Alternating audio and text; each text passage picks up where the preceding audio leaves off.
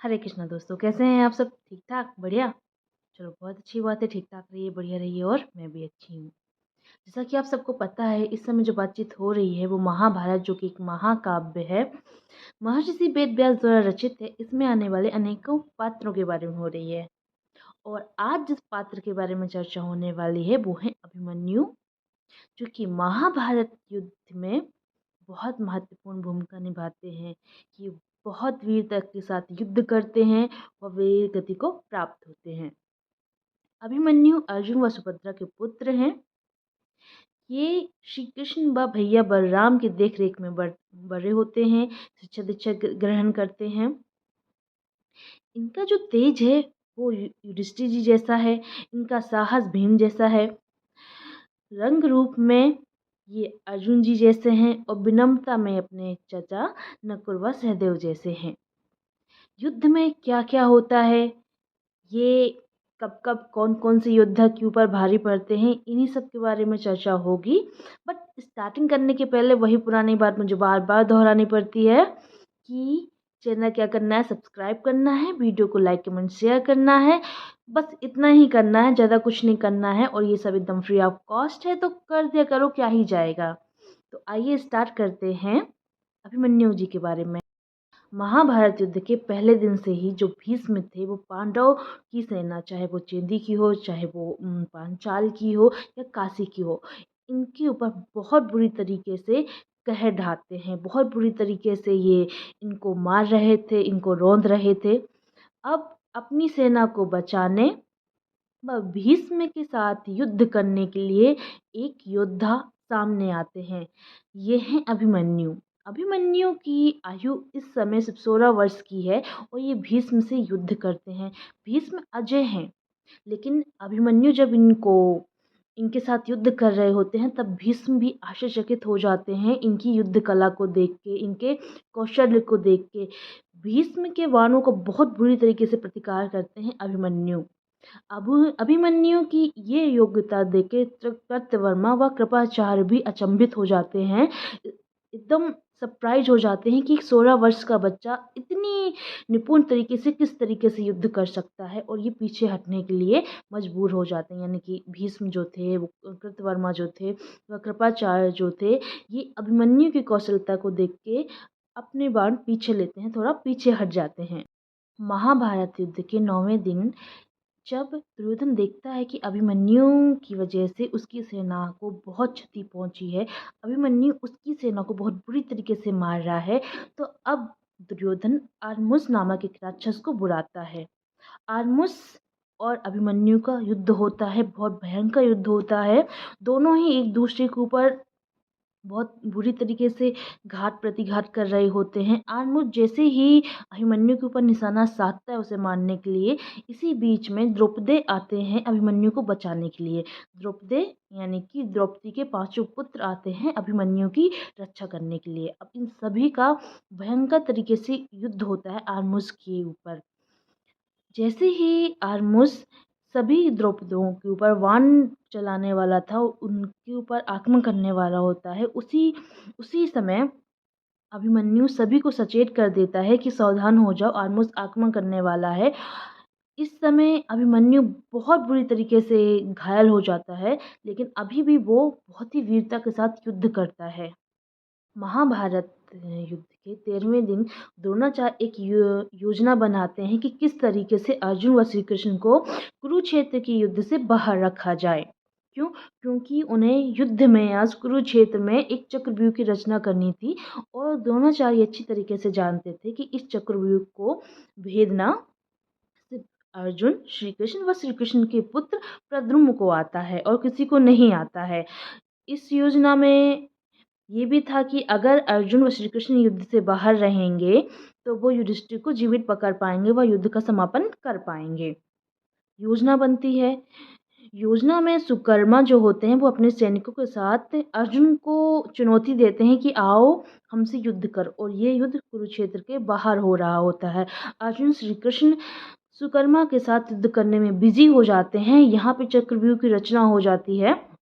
अब चक्रव्यूह में प्रवेश करना था।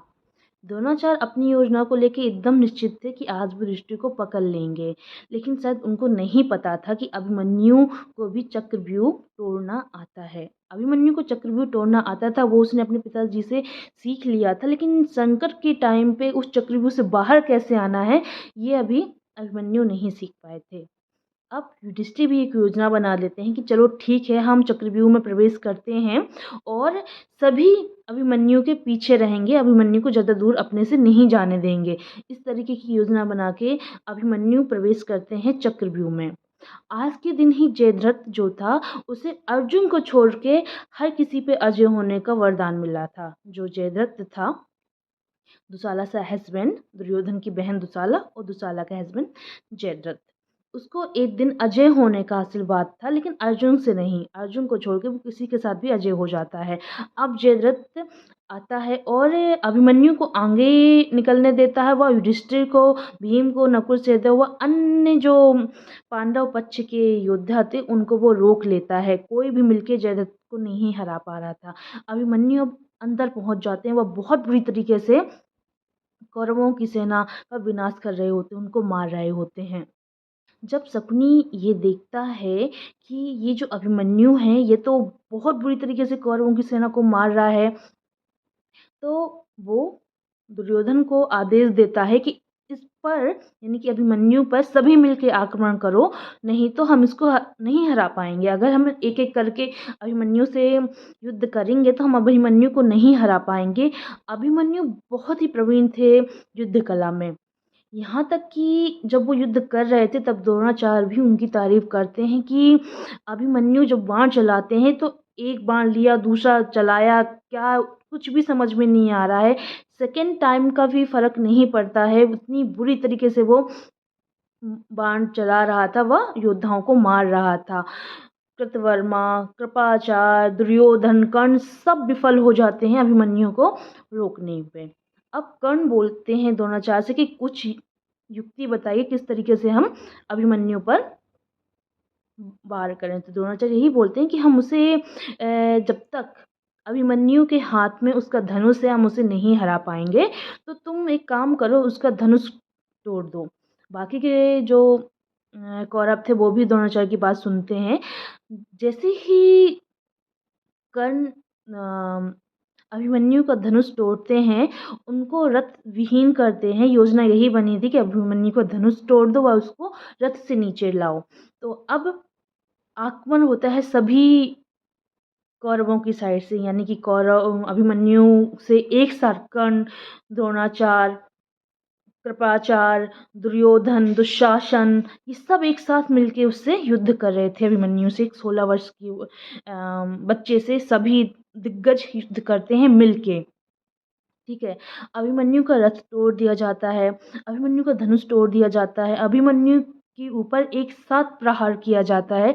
अभिमन्यु बहुत बुरी तरीके से घायल हो जाता है, लेकिन अभी भी वो हारा नहीं था। अभी भी वो बहुत वीरता के साथ युद्ध कर रहा होता है। अभिमन्यु अपनी तलवार निकालता है युद्ध करने के लिए, अपनी तलवार व ढाल निकालता है युद्ध के लिए।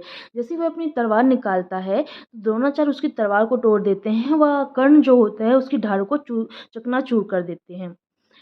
जो कुछ भी अभिमन्यु को मिल रहा था वो उससे ही बहुत बुरी तरीके से अभी भी कौरवों के साथ युद्ध कर रहा होता है। और ये कौरव, ये जो महान और बहुत वीर योद्धा होते हैं, कर्ण, द्रोणाचार्य, कृपाचार्य, दुर्योधन, दुशासन और कौरव, ये सब एक साथ मिलकर बहुत बुरी तरीके से एक साथ बाणों की बौछार कर देते हैं अभिमन्यु के ऊपर। जब अभिमन्यु अपने रथ से गिर चुके होते हैं, उन पे बाणों की वर्षा हो चुकी है, वो लहूलुहान है, उसके बाद भी वो एक रथ का पहिया उठाते हैं, वह द्रोणाचार्य की ओर साइड जाते हैं उन्हें मारने के लिए। लेकिन उस टाइम पे कौरव जो होते हैं वो उस रथ के पहिए को तोड़ देते हैं। उसके बाद अभिमन्यु अपने गदा निकालते हैं, वह अश्वत्थामा के घोड़ों को एक बार में ही मार देते हैं। दूसरे आघात के साथ उसने गांधार के राजकुमार करिक्के का रथ भी विध्वंस कर दिया। अब दोनों ही एक दूसरे के साथ युद्ध कर रहे होते हैं। इससे क्रुद्ध दोसानी ने अपनी गदा बाहर निकाल ली और पहले से ही घायल अभिमन्यु पर आक्रमण किया। लेकिन अभी भी अभिमन्यु बहुत ही वीरता के साथ युद्ध कर रहे होते हैं। दोनों एक दूसरे से युद्ध करते हैं। दोशानी बहुत तीव्र गति से आता है और बहुत तेज, बहुत बुरी तरीके से अभिमन्यु के सिर पर वार करता है और उसकी इस घातक प्रहार से अभिमन्यु गिर जाते हैं। वह कभी नहीं उठ पाते। अभिमन्यु को मारने के लिए सभी तरीके की सीमाओं को, धर्म को एक साइड रख दिया गया था। एक 16 वर्षीय योद्धा को मारने के लिए द्रोणाचार्य, कर्ण, कृपाचार्य और अश्वत्थामा, कौरव, ये सब एक साथ मिलके उसके ऊपर प्रहार करते हैं। ये सोचना ही इस तरीके का कार्य बहुत ही घृणित था। महाभारत युद्ध में जिसकी भी युद्ध में मृत्यु हुई, उन सभी में से ये सबसे ज़्यादा गिरा हुआ और अधार्मिक कार्य कहा गया। अभिमन्यु के प्राण 13वें दिन निकल जाते हैं। बहुत बुरी तरीके से उनको मिलके सभी महान जो योद्धा थे अपने आप को बोलने वाले, उसको इतनी बुरी तरीके से मारते हैं एक साथ मिलके। और यही बात का प्रमाण होता है कि अभिमन्यु जो थे बहुत कौशल्य और वीर थे। एक 16 वर्ष के बालक के सामने 6-7 और भी बहुत सारे लोग एक साथ युद्ध कर रहे हैं, उसे मारने के लिए बाणों की बौछार कर रहे हैं, फिर भी वो आखिरी सांस तक लड़ते हैं। यही बात जो है ये प्रमाणित हो जाती है कि महाभारत युद्ध में सर्वश्रेष्ठ योद्धा की अगर उपाधि किसी को दी जाए तो वो अवश्य ही अभिमन्यु हैं। तो बस दोस्तों, आज के लिए इतना ही। आपको वीडियो कैसी लगी बताना, इन्फॉर्मेशन कैसी लगी ये भी बताना। और जाने के पहले वही बात बोलूँगी कि चैनल ज़रूर सब्सक्राइब कर दिया करो। वीडियो पसंद आए तो लाइक कमेंट शेयर कर देना। क्या ही जाता है, कुछ नहीं जाता है, एकदम फ्री ऑफ कॉस्ट होता है, तो कर दिया करो। चैनल ज़रूर सब्सक्राइब कर देना। जय श्री कृष्णा।